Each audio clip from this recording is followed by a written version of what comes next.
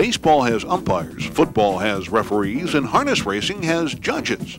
Simply stated, their jobs are almost identical: to enforce the rules. From the judges' stand, located high above the racing surface, the judges observe the conduct of the racing program, confirm the order of finish, and decide on any possible rule violations. The judges have many tools to help them in their jobs. There are subordinate officials such as paddock judge, horse identifier, starter, and patrol judges who will also help them in their task of observing the conduct of drivers and trainers. They have videotape and the photo finish camera to aid in rendering decisions and to monitor activity on the track. But more than race day duties, the judges also must supervise all aspects of the racing operation. They confirm the eligibility of each entry in every race. They conduct the draw for post positions. They confirm the recording of data that eventually becomes the official records of the sport and what will appear in the past performances for fans and other officials. And they conduct formal inquiries into more severe questions of integrity.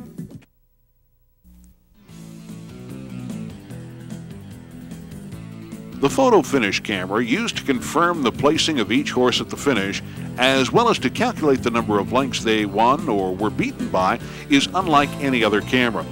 In this camera, the film moves and the aperture or lens opening remains stationary. As a result, only moving objects such as racehorses are photographed, while stationary items such as the track and finish pole become a total blur.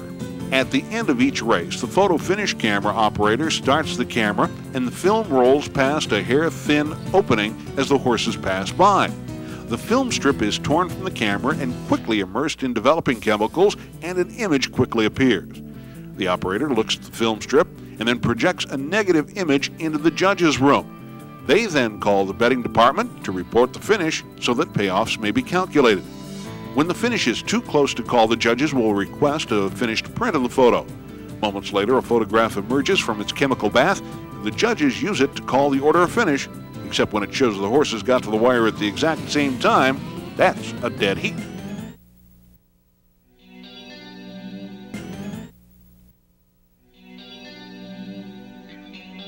Every racing jurisdiction demands that urine or blood samples be taken from each winning horse immediately after each and every race.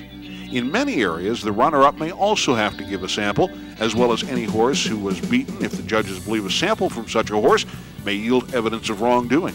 The samples are collected in a secure area and are immediately taken into the custody of a state official. Soon afterward, the samples, kept in sealed and secure containers, are sent to a state-approved laboratory for analysis. The samples are subjected to a battery of exhaustive and highly sensitive tests.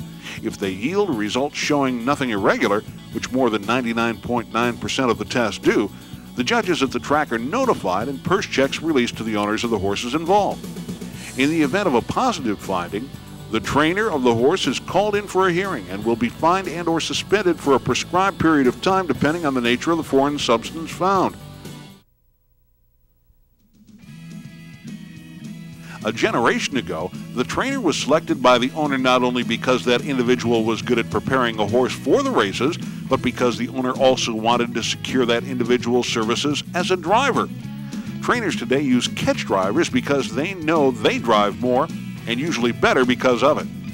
In this day and age, however, the catch driver, one who is sort of a freelance specialist, is a fact of life. And in this generation, the winning driver in most top stakes and the leading driver at virtually every track drives horses he or she does not train. The key to the racing fan, then, is to determine whether a horse driven by its trainer or a catch driver has an advantage in a given race. For the fan and handicapper, you need only remember that a top-ranked driver is always going to do well when the horse otherwise seems fit, while the trainer driver will do well if he or she has driven the horse to victory in the past. Drivers, as they progress through the early stages of their careers, must pass through a number of licensing stages. A driver who is just beginning to enter competition first may receive a matinee license. This is valid for driving only in events known by the same name, where young horses compete not for purses, but for merchandise prizes only. There's no betting on these events either.